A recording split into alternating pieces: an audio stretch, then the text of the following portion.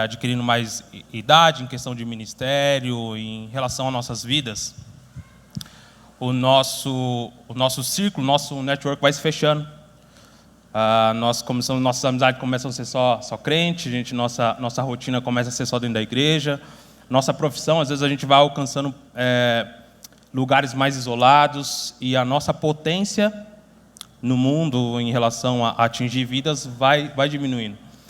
E os jovens, ao contrário, eles estão começando agora suas amizades, muitos estão chegando agora do mundo para a igreja, ainda tem muitos contatos lá fora, faculdade, galgando posições nas profissões. Então, a potência realmente da igreja evangelística e de impacto realmente do amor de Deus estão neles, né?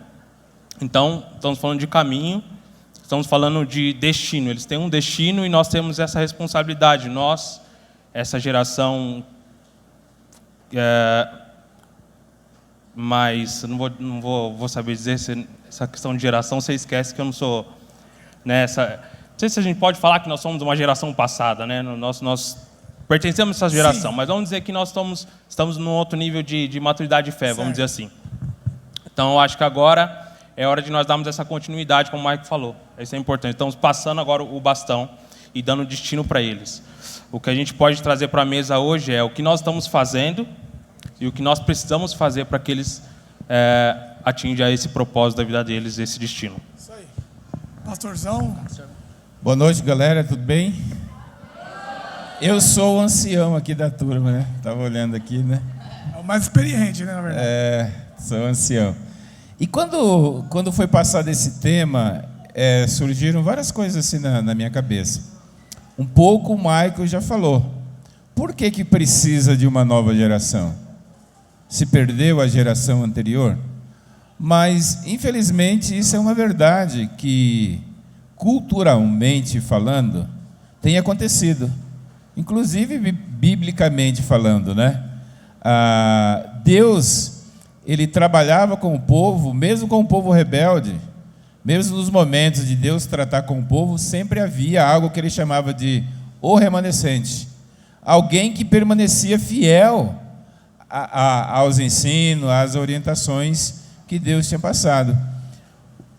Trazendo a crítica para nós como pastores, né?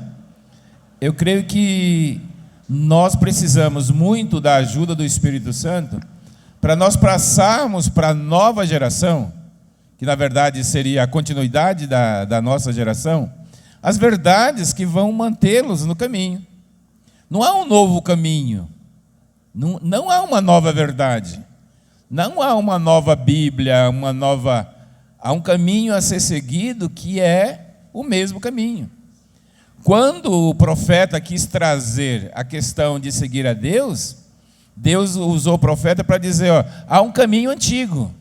Mas esse caminho antigo era o caminho original. As pessoas tinham criado um caminho novo, um caminho diferente. Mas o fato de ser antigo não quer dizer que ele era errado. Quer dizer, esse caminho antigo era o original que vocês deixaram. Então eu creio que isso veio na minha cabeça. O que nós precisamos tratar é isso.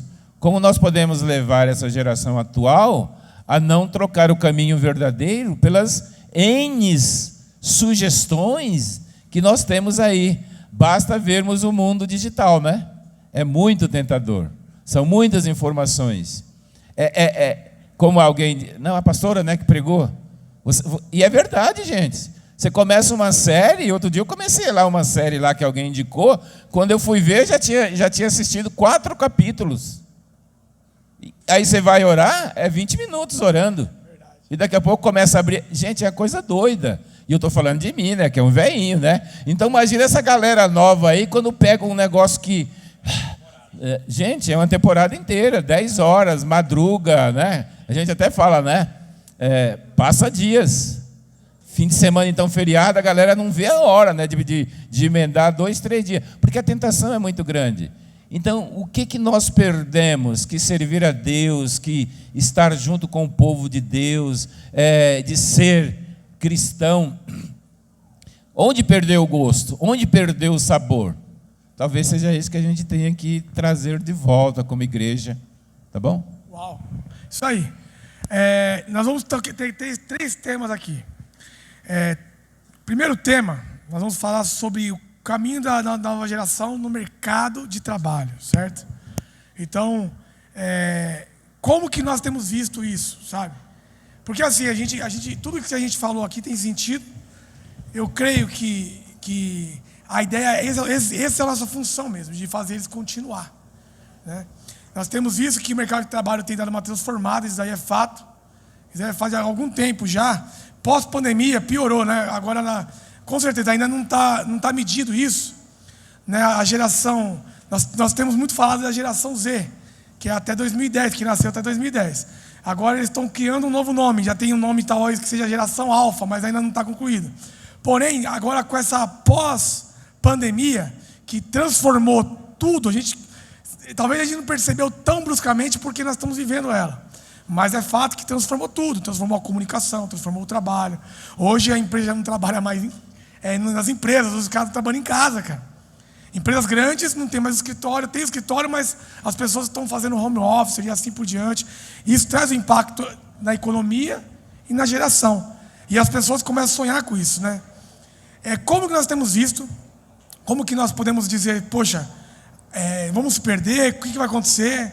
Sabe, como que a gente consegue impulsionar, primeiramente, os adolescentes, os jovens, para o que eles precisam, aonde eles precisam atuar, para manter, sabe, o reino de Deus, manter ou colocar o reino de Deus no mercado de trabalho de uma forma inteligente e digna, sabe?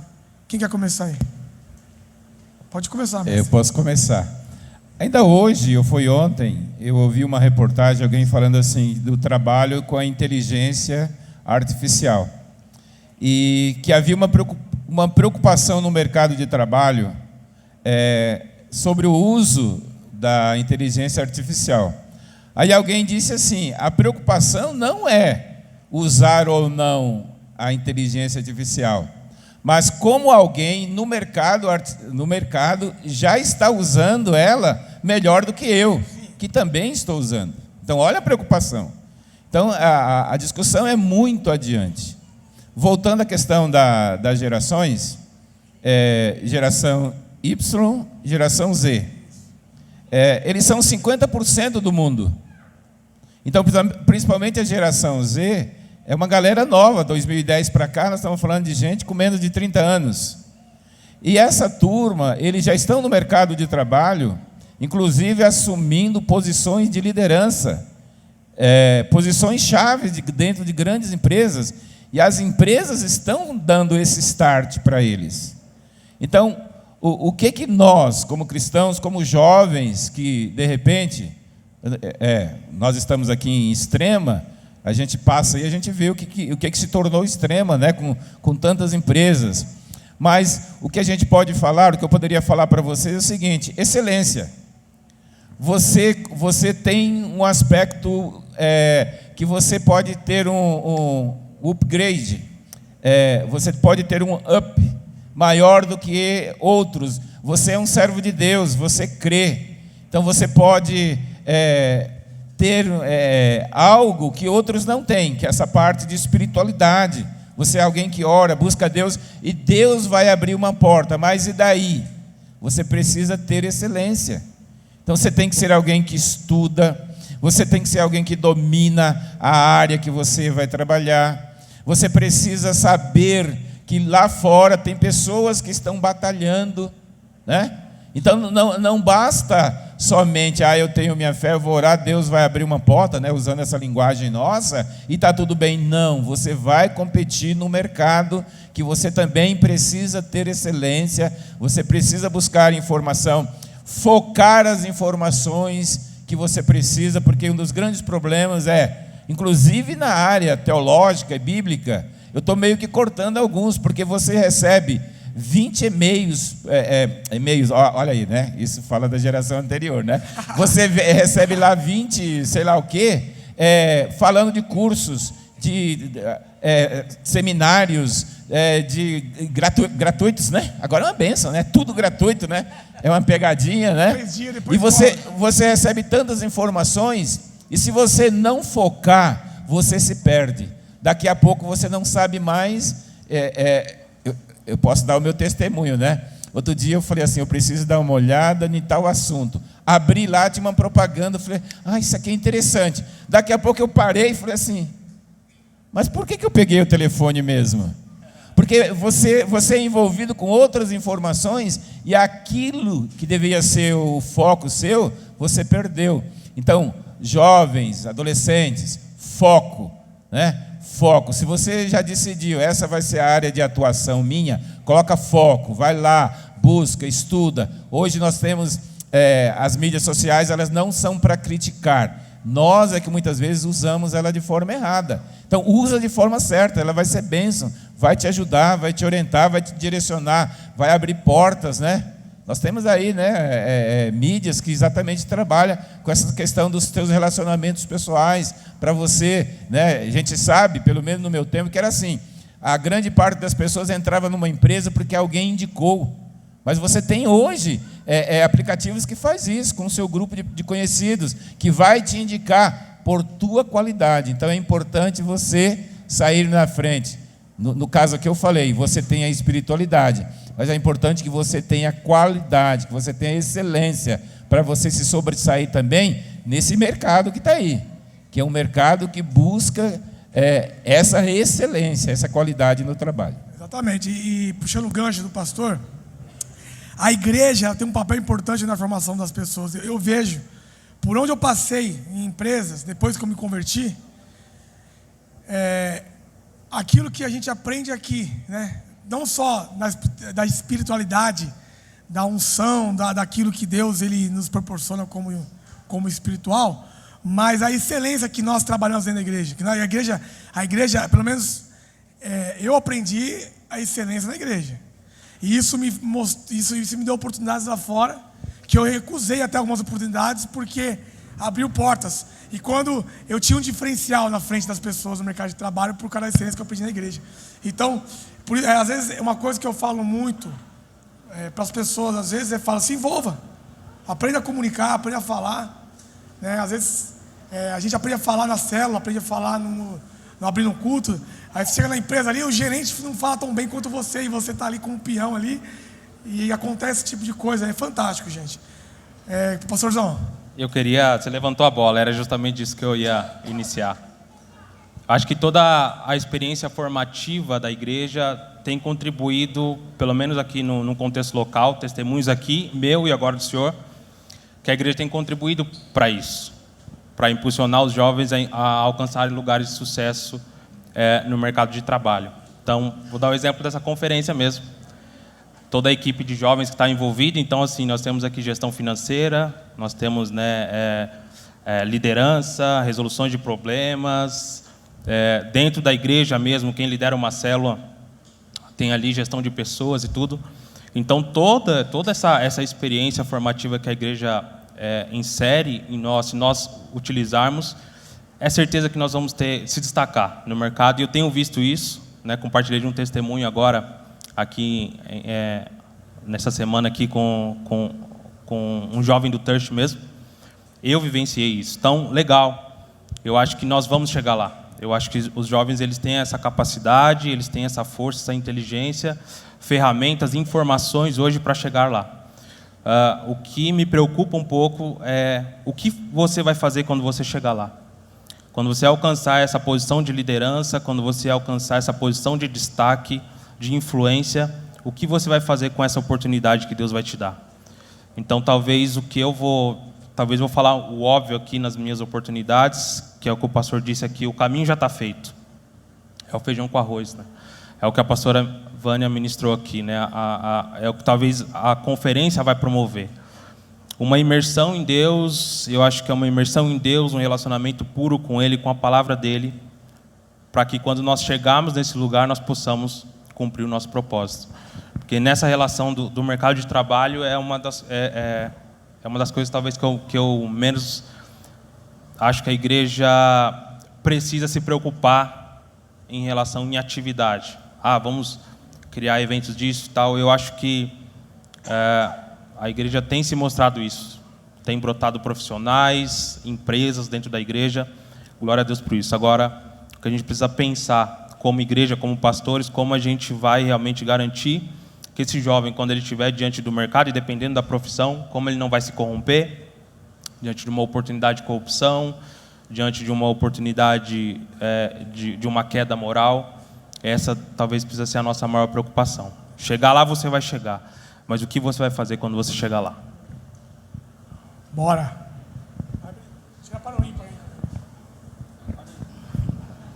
Eu vejo que assim, tem até uma... eu estava até conversando com o pastor Tiago ali no canto quando eu cheguei, sem querer expor nomes, né, mas citando o fato. Existe uma igreja que eles acreditam na teologia dos 7 montes. Eles entendem que a igreja ela precisa se posicionar nas 7 esferas de atuação, e quando isso acontecer, Jesus volta, né? A hora que tiver tudo lindo, maravilhoso, Cristo retorna, e a gente sabe que não é muito bem assim. Eu sou novo ainda, né? Tenho 29 anos, que eu sou o mais novo daqui, mais novo, né? E na minha época de convertido, a igreja ela tentava, na verdade, não explorar essa área, por exemplo, mercado de trabalho. Tinha aquela mentalidade, tipo assim, domingo ou os dias de culto, você é crente. Chega lá fora, você pode decidir o que você quer, né? É o famoso dualismo, né? A cultura grega que tentava ensinar isso, né? Praticamente uma dupla vida, vamos dizer assim. E eu glorifico muito a Deus, sabe? Porque Deus, de certa forma, Ele startou a mente da igreja, né? Da liderança. Graças a Deus, muitas igrejas abriram as suas mentes, estão investindo nisso, sabe? Tirou aquela mentalidade arcaica, passada nossa, de que um jovem, ele precisa fazer uma faculdade. Há uma necessidade do jovem fazer uma faculdade, se preparar. Então, antigamente eles falavam muito sobre o chamado é o quê? É pregar, é cantar, tocar. Mas hoje a igreja ela é mais do que isso, falar sobre chamado e vocação. Então a igreja tem que ser excelente, como os pastores falaram no começo. Se é para ser um médico, vamos ser o melhor médico cristão que a cidade tenha. Se é para ser um comunicador, vamos ser os melhores. Porque com isso nós vamos glorificar a Deus. E a igreja ela vai ocupando alguns lugares, não todo lugar, como essa teologia ensina, mas vai ocupar lugares de destaque. Então as pessoas vão olhar, por exemplo, para um grande cirurgião. Então ele vai fazer com tanta excelência, vai fazer coisas que talvez outros profissionais não conseguiriam, porque ele tem a mão de Deus sobre ele. A cirurgia será bem feita. Então quando perguntarem para ele, por que você faz isso, como você faz isso, ele vai apontar para Deus, tipo assim, não, eu sou um cristão, e na profissão que eu faço, eu exerço para a glória de Deus. Então eu vejo que assim, a igreja, ela deve ser a responsável na formação de todo tipo de, começar da criança, né? Formação começa lá da criança e vai adolescente, jovem. É necessário investir para que nós não venhamos dizer assim, ficar para trás. Então, durante muito tempo a gente entregou o mundo para o diabo, né? Pega um texto fora de contexto, o mundo jaz no maligno, tudo capeta, e na verdade tenta tirar a responsabilidade que é da liderança, que é da igreja, de formar pessoas e equipá-los para que eles possam ser posicionados na sociedade também. Isso aí. Não, muito bem. Nossa, quase sobrou nada para mim aqui, que falaram bastante aí. Mas é assim, falando diretamente com a galera que está aqui, hoje a gente percebe que existe uma carência no mercado de trabalho. Por mais que tem muita gente, mas tem muita gente graduada que está parada, não tá exercendo aquilo para qual foi formada. Porque existe uma coisa que se destaca mais do que a graduação, que é essa questão comportamental dentro da empresa. E a gente percebe que, às vezes até no meio da igreja, mesmo da juventude, preguiça, indisposição. E a gente tem que pensar que a Bíblia diz que quando a gente trabalha em qualquer ambiente e serve aquele patrão, é como se a gente estivesse trabalhando para Deus. Isso é o que a Bíblia ensina. Então, servir naquela empresa com essa consciência, eu estou aqui servindo a Deus aqui nessa empresa. E eu entendo que qualquer um aqui, qualquer jovem aqui, vai conseguir se destacar nesse profissional, fazendo tudo isso que todo mundo falou aqui, sendo excelente, estudando, né? Fazendo os cursos, enfim, se graduando aí para poder ocupar uma boa posição dentro da empresa. Mas, ao mesmo tempo, não adianta você ter toda essa formação e você não ter um coração ensinável, ser um rebelde, ser um um provocador de rebelião dentro da empresa. Porque tem assim, a gente tem que se misturar. Porque assim, gente, o que a gente tem pensado muito, eu falo muito com o pastor Tiago, a igreja é uma resposta para a cidade. A igreja local deveria ser uma resposta para a cidade. Então, quando eles quisessem os melhores profissionais, eles deviam olhar para dentro da igreja e encontrar os melhores profissionais. É dentro da igreja que tem que estar essa galera. Porque é lá que você vai trabalhar para a glória de Deus. Como o Maico falou, o seu testemunho lá vai arrastar. Poxa, por que ele se comporta assim? Por que ele não chega atrasado? Por que ele é obediente? Por que ele não tenta burlar o sistema? Por que ele não tenta burlar as regras aqui dentro da empresa? O que faz essa pessoa? Ninguém está vendo ele. Ninguém está olhando ele, mas ele tem um comportamento diferenciado. Por que ele é assim? Ele é assim porque ele é um cristão. E aí, vai puxar a capivara do cara, vai ver. O cara tem uma igreja. Então, você carrega o nome de Jesus, carrega o nome da igreja que você pertence, tudo isso como um crente no mercado de trabalho. Então, fazendo tudo isso que foi falado aqui pelos pastores, sendo excelente no que está fazendo. E o mais importante, que eu acho que é de fato o mais importante, é você glorificar a Deus no seu ambiente de trabalho. Então, você jovem, tem oportunidade, não se preocupa com a concorrência. Ah, mas o cara tem mais estudo que eu, o cara tem mais condição que eu. Se você se propor, eu estou falando isso para você porque eu, quando estava no mercado de trabalho, eu galguei posições no mercado de trabalho que jamais eu imaginei que ia galgar. Eu trabalhei numa empresa, eu entrei como ajudante geral e eu cheguei à posição de comprador sênior da empresa. Comprador sênior. Como isso? Eu não tinha faculdade, não tinha graduação, não tinha nada. Eu só tinha um coração ensinável. Vai levar nome de puxa-saco, vai levar... A gente não pode se preocupar com os rótulos que as pessoas querem colocar na gente. A ideia é você ser o melhor no que você está fazendo, servir com alegria aquela empresa, desde que aquela empresa trabalhe de forma honesta, mas servir com alegria, fazer que ele trabalhe com alegria e não se preocupa, que se você fizer isso, Deus vai honrar você. Então essa é a minha mentalidade em relação ao jovem no mercado de trabalho. Isso aí. Próximo tema é família. Família. Cadê a família aí? Ó, por que família? Lógico, por que família? Porque é a vontade de Deus, é o plano de Deus, é a base da sociedade. Mas existe hoje, a gente sabe, isso não é de agora. As pessoas estão ouvindo falar mais isso por causa da polarização que existe no Brasil, que começou, já existia, mas agora está mais forte. Mas existe uma luta contra a família, isso é fato. Sempre existiu essa luta, sabe? Eu li um livro, aquele Manifesto Socialista do Karl Marx, e no capítulo 2 ele já está ali falando pessoal sobre destruição da família, sabe? Sobre colocar os filhos nas escolas para o governo tomar conta deles, sabe? E doutriná-los. Então não é uma coisa tem gente que é tão ignorante, vamos dizer assim, que ele acha que começou agora, na última eleição, essa ideia. A ideia do LGBTQIA+, a ideia do feminismo. Gente, isso aí é coisa antiga, isso aí é coisa de outros séculos, sabe? E hoje, com mais que nunca, as pessoas estão normalizando algumas atitudes, certo? E cada vez mais está se afastando a ideia daquilo que é primordial, que é as veredas antigas, que é a família judaico-cristã, que nós cremos que é a vontade de Deus, certo? A igreja crê, a Bíblia nos apresenta isso. E nós não vamos só se deter ao casamento, mas qual é a defesa hoje que nós precisamos entregar para a nova geração? Como que a nova geração tem que se comportar? Como os pais devem se posicionar para que nós não percamos, como é que fala? Percamos ou perdemos ou perdemos na Sharon canta.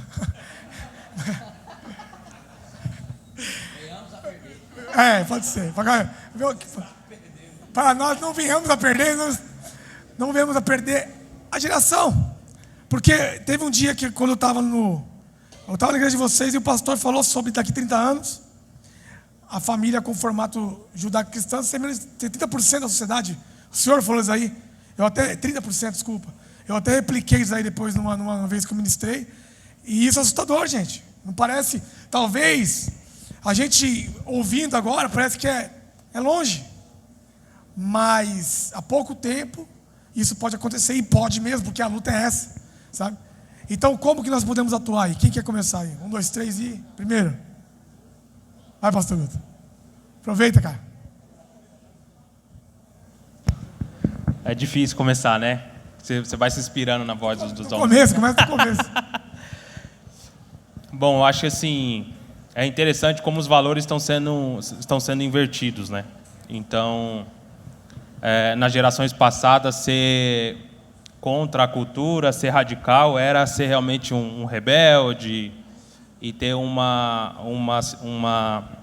postura contra o tradicionalismo. Hoje parece que nós vamos ser os rebeldes, né? Nós que lutamos contra a família, nós queremos constituir uma família, nós somos os contra a cultura, né? Então eu queria dizer a você, jovem, que você tenha coragem realmente de enfrentar esse sistema, que eu acredito que a tendência é piorar, né? E você possa abraçar os princípios da palavra e ser, primeiramente, como a gente está falando para jovens aqui, nem todos são casados, né? Primeiramente como filho, né? Viver o princípio da submissão aos seus pais, honrar os seus pais, isso tem sido cada vez mais raro, mas honre os seus pais, obedeça os seus pais, externe isso. Às vezes, quando você traz um amigo para casa que não é cristão e ele vê o seu comportamento, o comportamento que você tem com seu pai e com a sua mãe, já é o primeiro contato, talvez, com a pregação do Evangelho do Reino. Ele vai ver essa diferença de como você trata os seus pais, como você dá ouvido a eles.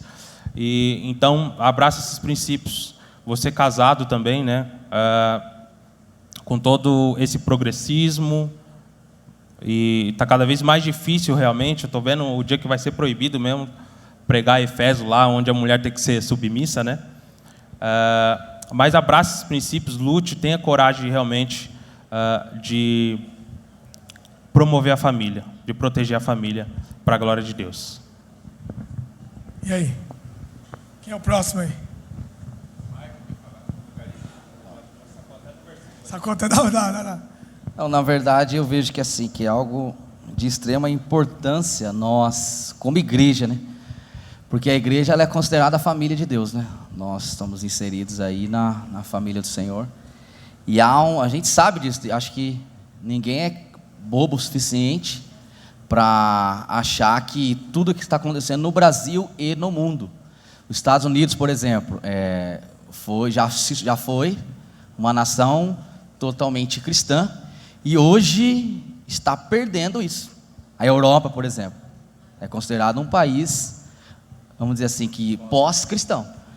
E eu acho que o Brasil está na mira do inferno. O Brasil está na mira do inferno, dessas potestades infernais.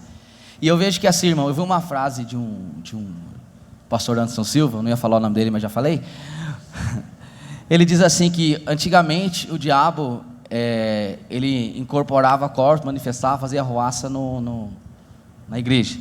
Hoje ele não está mais incorporando corpos, né? Hoje ele está ficando em lugares na sociedade de destaque. Como assim? Ele está sendo estratégico, influenciando pessoas que vão manipular a massa. Então veja que a agenda progressista, por exemplo, eles estão investindo pesado contra a família.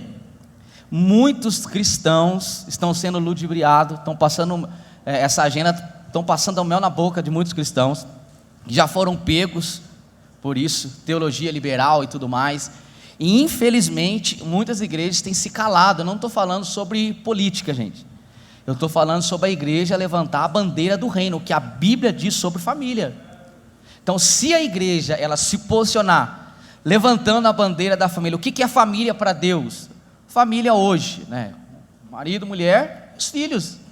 O que eles querem acrescentar? Qualquer coisa pode ser família. Teve uma marcha lá, não sei que país que teve, de um grupo de pessoas fazendo um manifesto dizendo que eles eram cachorro, eles se sentiam cachorro. Na Alemanha. Então eles queriam os direitos deles porque eles se sentiam cachorro. Queria o vale ração.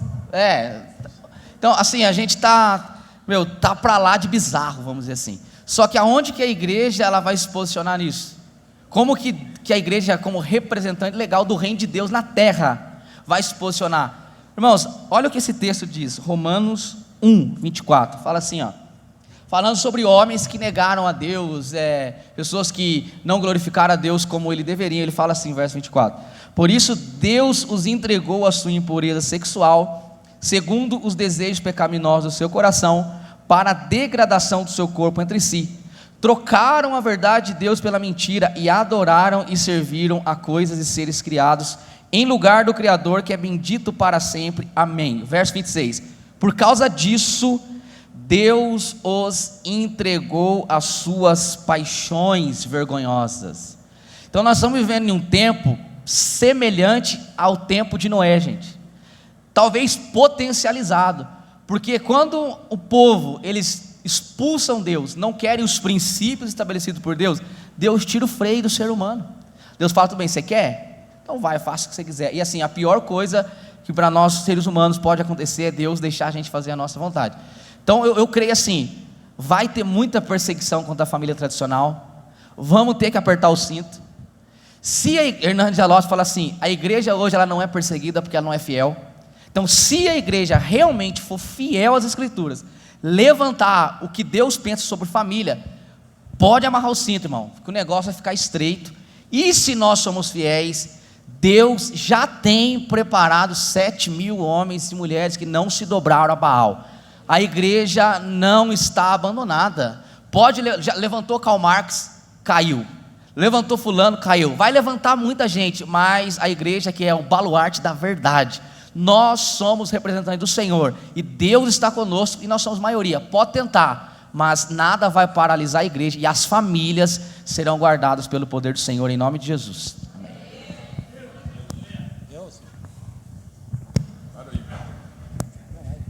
Eu quero ser breve, porque eu creio que o Maicon já falou, o pastor já falou, mas eu lembrei da idolatria, e eu vou conciliar as duas coisas.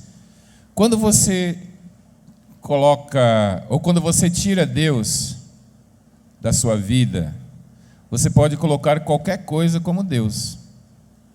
Aqui é a mesma coisa. Quando você tira a família bíblica, ou família nuclear, que a gente chama, você pode chamar qualquer coisa de família. E eu creio que esse é o caminho, infelizmente, que a sociedade está caminhando. Você pode escolher a família que você quiser, porque não há mais referência. Porque se você tirou a referência bíblica, se você diz, isso que está na Bíblia não é família, eu vou fazer a família do jeito que eu quero, qualquer coisa vale. Então você pode falar, esse cachorro aqui é minha família, entendeu? Essa taruíra aqui, você sabe o que é uma taruíra? Lagartixa. Essa lagartixa aqui faz parte da minha família. Samambaia, e pedras. Então, novamente, a gente tem que voltar para a Escritura. Se não há padrão, se não há referência, você se perde.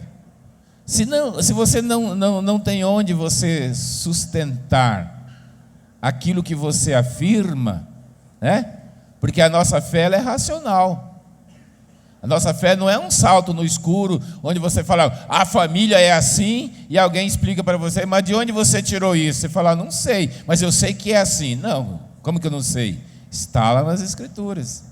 Recentemente, assistindo um programa na TV Cultura, um rapaz lá, que eu não vou falar o nome, que é o Pondé, ele disse assim, que a nossa sociedade, ele é um cara ateu, presta atenção que o cara ateu falou, a nossa sociedade será dominada pelo marketing e pelo engano. Você vai fazer coisas achando que está fazendo coisa certa, mas é o marketing e o engano que está te levando a fazer isso. É o caso da família. Não, está tudo certo. Não está tudo certo. Mas por que eu estou falando isso? Porque há pessoas nessas posições, né? Posições de destaque, dizendo que essa família anterior não serve mais, que agora existe algo melhor para você colocar no lugar. Mas isso é uma falácia, e cabe aos jovens, né, ter essa referência bíblica. Não há outro caminho, é referência bíblica. Vamos para a Bíblia, porque lá. E outra coisa muito importante, por que a família é importante? Porque tudo que Deus fez no seu reino, primeiro Ele chamou famílias. E foi através de famílias que o seu reino foi estabelecido e através de famílias fortes e saudáveis que o reino continuará sendo estabelecido. Isso aí. Isso aí. Só uma coisa que eu queria falar, para acrescentar então na fala dos meus irmãos aqui. Quantos jovens aqui nós temos solteiros aqui ainda? Levanta a mão. Quantos? Gente, deixa eu falar para vocês seriamente agora. Vocês fazem parte da revolução. Porque o que acontece? Nós estamos vivendo um período agora transitório. Existe uma transição agora em relação à cultura. O mundo está cada vez mais desafiador. E a gente tem percebido que esse discurso está dentro da igreja às vezes. O jovem já está imaginando que ele não vai casar. Já está imaginando. Eu não vou casar, eu não vou ter filho. Vários jovens dentro da igreja pensam desse jeito. E o que vai acontecer? Isso é que vai levar à ruína. Isso que vai levar à ruína, porque é uma missão de Deus. Para a grande maioria de nós, é uma missão. Um dos propósitos de Deus é que a gente tenha famílias. Esse é um dos propósitos de Deus. Então, eu acho que não é genuíno um cristão pensar em se abster do casamento. A não ser que ele tenha um chamado para isso, né? Você tem um chamado para não casar. Mas, caso contrário, eu acho que não é genuíno, não é saudável. E você, como jovem, você precisa combater esse discurso também. Porque esse discurso está dentro das escolas. Estão passando para nós que família é algo muito negativo. Então, talvez até a experiência de família que muitos de vocês tiveram ou ainda vivem essa experiência, possa fazer com que você fale, eu não vou ter família, porque eu não tive uma experiência boa com família. Mas se a gente quiser, porque assim, a gente fala, eu até falei esse dia, a gente estava numa série de família aqui, e a religião que mais cresce no mundo é o Islã, né, os muçulmanos, são os que mais crescem. E aonde que está o segredo do crescimento deles? Não está, na verdade, na evangelização. Eles não são expert como a igreja cristã no evangelismo. Ela não vai para a rua. Certamente ninguém aqui nunca foi evangelizado, ou talvez raridade aqui, foi evangelizado por um Islã. Então, qual que é a tática que eles usam? Família. Eles fazem filhos, muitos filhos. Pode ver que eles têm muitos filhos na casa e eles passam a tradição para aquela família. E isso vai fazer eles ficar mais fortes. Então, pastor, a Inglaterra, em poucos anos, ela será muçulmana. Não, a França também está no mesmo caminho. Então, isso é tão sério, porque se o cristão não pensar nisso, ainda que a gente seja muito eficaz na evangelização, nós vamos falhar. Porque vai chegar uma hora que vai acabar a geração. Porque o que faz crescer? É filho, é família. A gente pode ganhar o Brasil inteiro. Mas se a gente não trabalhar a mentalidade de família, vai chegar uma hora, o diabo fala, não tenho pressa. Pode passar aí. Uma geração é o quê? 70 anos? Uma geração? Deixa passar. Passou essa geração, que eu acredito que é o que aconteceu na Europa, é o que está acontecendo nos Estados Unidos. Eu até separei um salmo aqui que fala assim, um salmo conhecido de todos nós. O salmo de número 145. Deixa eu pegar aqui na NVI. Isso. Uma geração contará a outra a grandiosidade dos teus feitos, e eles anunciarão os teus atos poderosos. Então, para a gente pensar no cristianismo, a gente tem que pensar também em família. A sequência, né? Porque senão a gente, nesse mundo moderno, onde estão ditando, a gente acompanha um pessoal que a gente admira muito, que é o pessoal lá do pastor Eibe, e a gente percebe que eles têm essa ideia de ter muitos filhos. Eles têm muitos filhos, mesmo num cenário contrário, porque o que botaram na nossa cabeça? Não pode ter muito filho hoje, que está difícil criar um filho. Não pode ter filho hoje, porque está difícil sei o que tudo. A Marlene Guerrato, quando ela esteve com a gente aqui, ela falou o seguinte: cada criança que nasce, ela vem com um pão debaixo do braço. Então isso não é um problema para nós. Não é um problema para nós. Então, você que é jovem, primeiro, pensa em... Minha irmã nem tem o mesmo entendimento que a gente. É uma cristã, ainda está em fase de transição lá, mas ela tem Já 5 filhos, é mais nova que eu. 5 filhos. E não é de maneira irresponsável. Foi lá e engravidou. Não, é planejado, 5 filhos. Eu não estou dizendo para você quantos filhos você tem que ter. Eu só quero pensar com você. Imagine família, você jovem, vocês que são adolescentes, começa a mentalizar o que é família. Fala, eu quero ser mãe. Eu quero ser dona de casa, sim, cuidar da minha família. Não estou dizendo dona de casa escrava do lar, no mundo moderno, de repente você vai trabalhar fora. Mas a mulher de Provérbios 31 é um bom conselho para todas nós. Para todos vocês, né? Para nós não, para todos vocês. Né? Enfim, é um bom conselho para você. Então, se a gente não resgatar isso, podemos ser eficazes na evangelização. Vai chegar uma hora que que nós vamos encontrar uma barreira.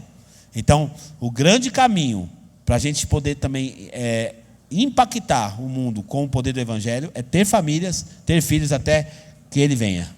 Isso aí. O último ponto, nós vamos falar, eu queria, vai ser sobre igreja, qual é o caminho da nova geração para a igreja, sabe? Eu queria me deter mais aos pastores sênior das igrejas, que é o pastor Luciano, o pastor José Alves, pelo fato daquilo que vocês estão vendo. A gente tem percebido, eu não vou falar não, se eu vou falar, de repente você vai falar o que eu vou falar, pode falar vocês. Depois qualquer coisa eu coloco o que eu tenho percebido. Mas, porque eu me converti há 13 anos. Então, para mim eu creio assim, que eu não vi muitas coisas, eu vi pouca coisa em relação a, eu me converti na Igreja Templo Vivo e sou dela até hoje, graças a Deus. Então, talvez, quem viveu mais, eu gosto muito de ouvir os mais velhos. Eu gosto de ouvir muitos caras que viveram na década de 70, 60, o cristianismo como é da igreja, a gente vê que houve um interesse deles para fazer algo. Não é à toa que chegou até aqui, né? Não é à toa que existe uma guitarra, uma pedaleira, uma bateria microfonada, uma pregação diferente, porque teve cara que era muito, muito, muito, muito louco por Jesus, e eles fizeram coisas que talvez hoje as pessoas estão desinteressadas em fazer. Então, eu queria que vocês colocassem como vocês veem o que pode acontecer com a igreja agora, com a nova geração, daqui a alguns anos. Posso começar, pastor? Tá bom. Pessoal, é o seguinte, nós estamos tendo um discurso agora, dessa geração, que é um discurso que está desencorajando a juventude, na minha visão, tá? Desencorajando a juventude, porque a abrangência, eu acho maravilhoso a abrangência de você mostrar que você pode ser um servo de Deus em vários setores da sociedade. Eu acho fantástico essa visão das 7 montanhas. Eu acho bacana, acho positivo. Eu acho que não é, como você falou, uma doutrina, não, né? de você chegar no final para Jesus. Eu não acredito nisso, mas eu acredito que a igreja tem que estar presente nas esferas da sociedade. Só que, ao mesmo tempo, também, eu tenho percebido que, comentei isso com o pastor Tiago, hoje, no meio dos jovens, a gente está vendo muito jovem falando de missão, que é só fazer missão, e muitos estão até querendo tirar onda nesse negócio de missão. Viajar, porque é gostoso. Vou fazer uma missão com o Jocum, com não sei quem lá, vou viajar, vou conhecer outro país e tal. E ele vê isso aí, na verdade, como um propósito de poder conhecer uma cultura diferente e tal. Mas eu tenho até um desejo, quem sabe vai nascer isso, até com a ajuda do mestre aqui, que é um desejo, pastor, vou compartilhar aqui, que é da gente também estabelecer uma escola para a formação de ministros, de pastores de igreja local. Por quê, gente? Porque a resposta que uma cidade precisa é a igreja local. Então a gente precisa de pastores. A gente precisa de pastores. Tem que nascer esse desejo entre vocês. Não é porque nem todo pastor vai ganhar bem. Vamos ser realistas. Talvez você vai olhar um pastor midiático e vai falar: eu queria ser igual o Silas Malafaia, que anda de carro blindado, que não sei o quê. Eu queria ser igual fulano. Nem a nobreza do ministério não é o que o pastor ganha, mas é o trabalho que ele faz. E nós estamos clamando urgente para que haja esse interesse nos bancos da igreja por pastores jovens que vislumbrem o ministério, não apenas na questão missional. Tudo bem, tem alguns que vão ter essa veia, mas tem outros que a profissão do pastor foi tão diminuída, pastor, tão diminuída. O pastor Tiago, no início, ele já estava convertido há algum tempo, mas ele sentou com um pastor aqui dentro da igreja, aqui, muito tempo atrás, numa festa de fim de ano. E aí um pastor frustrado chegou e falou que o pastor não era pastor ainda, né? Não era pastor. Aí o pastor Tiago estava animado, querendo tal, desejando o ministério. Aí ele pegou e falou assim: pastor, não queira isso não. Não queira isso aí não, isso aí é fria. Ser pastor é fria. E desencorajou totalmente. Ainda bem que ele não ouviu, né? Tentou, né? Ele tentou desencorajar. Exatamente. Ainda bem que ele não ouviu. E hoje é tão assustador isso que eu estou falando, gente, porque assim, o ministério pastoral é desafiador? É desafiador. Não vamos pintar aqui uma purpurina para vocês. É desafiador lidar com gente, é maravilhoso e ao mesmo tempo é desafiador. Porém, tem pastores hoje que ele fala assim: eu quero tudo para o meu filho, mesmo que ele seja pastor. Pastor pensando isso. Eu não quero que meu filho seja pastor, eu quero que seja qualquer coisa. Pastor não quer muito. E aí, onde que nós vamos parar? Se a gente não tiver gente que vai se levantar para o ministério pastoral. Então, eu quero assim falar a essa geração que está aqui presente, que você olhe também o ministério pastoral. A Bíblia fala: aquele que deseja o episcopado, excelente obra deseja. Olhe para o ministério pastoral como uma atividade nobre. Se Deus te chamar para isso, não resista ao chamado de Deus. Não resista, não descarte essa possibilidade. Porque é assim que Deus vai impactar as cidades, através dos pastores na igreja local. É assim que eu penso, pastor. Serei breve de novo. O que eu vejo, o que eu poderia dizer, em cima do que o pastor já falou. E eu vou ser agora histórico. A igreja reformada sempre reformando. O que quer dizer isso? Que a igreja, ela não pode ser algo parado.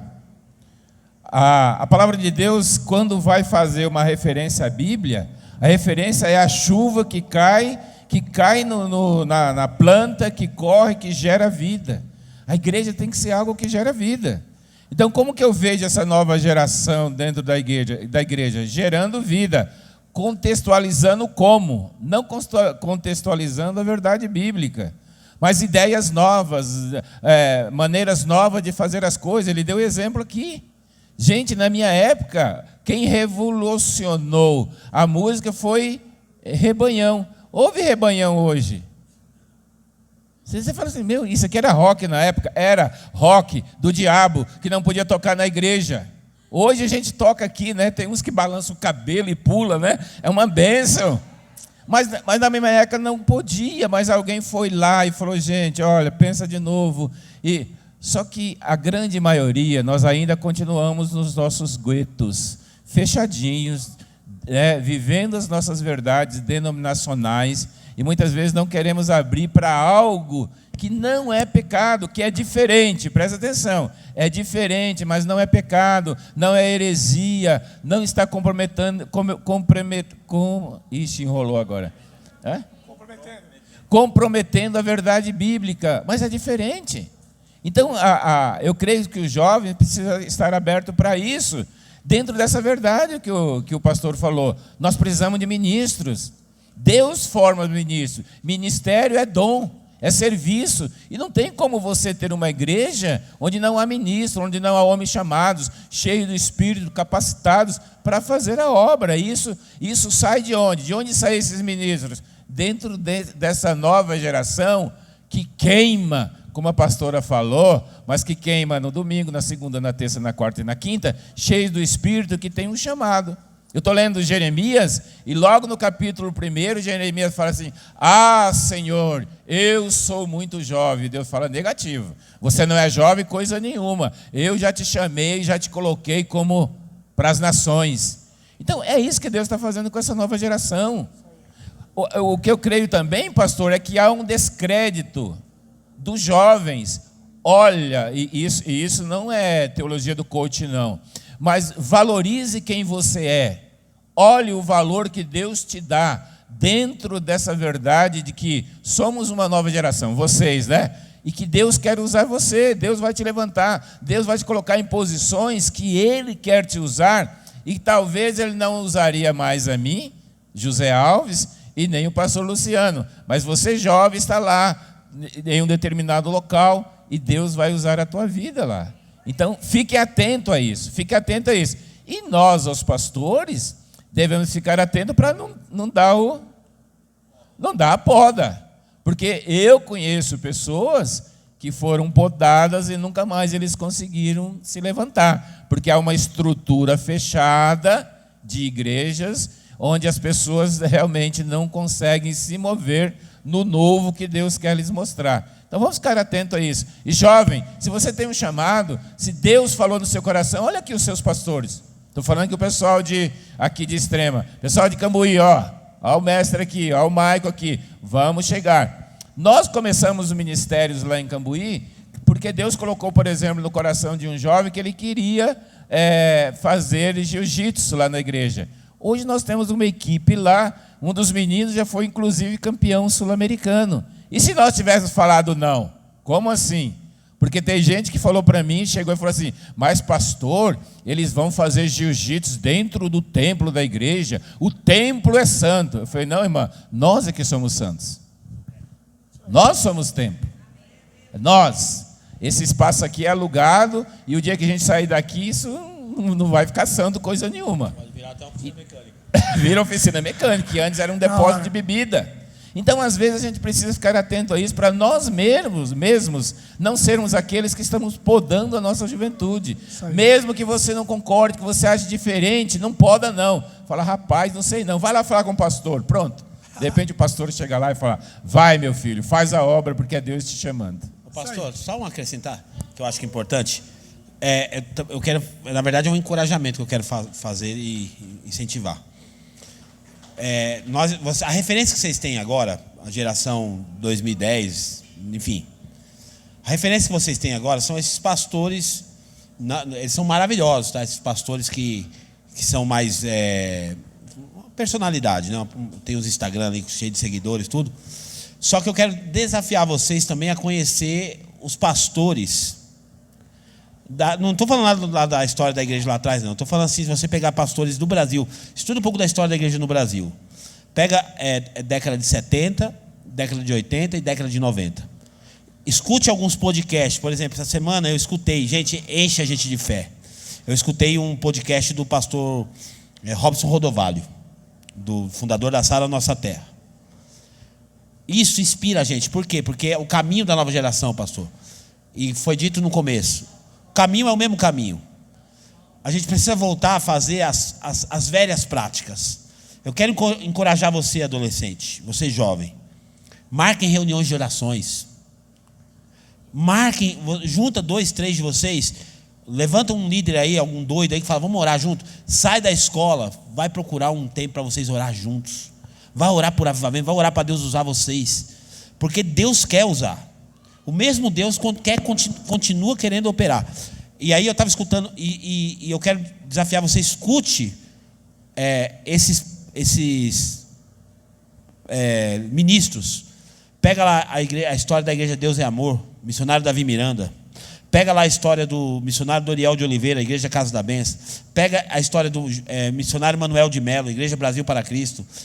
Estude a história desses homens de Deus que já não estão mais entre nós, e vocês vão ver como que o coração de vocês vai incendiar. Porque às vezes a referência que a gente tem tá muito moderna. Desculpa a minha ignorância, pastor, mas está muito moderno.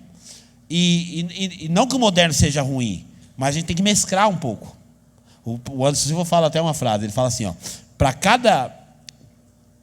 vou parafrasear. Para cada pastor vivo que você ouve, ou escuta, ou curte, ou lê, para cada pastor vivo, para cada pastor vivo que você se alimenta do conteúdo dele, procura 3 pastores mortos. Para cada vivo, pega 3 mortos. Agora há pouco a gente estava conversando, pastor. Como é que é o nome lá do... como é que é o nome do quem começou o movimento da tua igreja? Norman Parson, é isso? Paris. Tudo faz. É Paris. Lá na Guatemala começou algo fenomenal. que depois se espalhou. Então, assim, tem muita gente que você vai escutar e vai encher você de fé. Então, pastor, esse é o encorajamento que eu quero dar. Você jovem, de repente você não está entendendo nada que nós estamos falando aqui. Faz pesquisa na internet, depois se a gente puder até fazer um post lá, pastor, com o nome desses homens para eles pesquisarem, porque você vai encher de fé. Os caras no Brasil iam preso, gente, ia preso por pregar o evangelho. Sabe, coisas assim assustadoras aconteciam, demônios manifestando, membro do corpo onde não tinha nascia, perna crescendo, olho surgindo no rosto da pessoa. A gente está precisando de mais disso para essa geração. Isso aí. Galera, está muito boa, mas nós vamos finalizar. Aplaude o Senhor pela vida desses homens de Deus aqui. Amém? E só para reforçar, o pastor ele falou sobre homens ser presos. Eles eram presos porque pessoas eram curadas através da oração deles. E eles eram presos por causa de curadorismo. Olha só. Eu queria ver uma geração ser presa por causa de estar curando pessoas aí. Seria maravilhoso.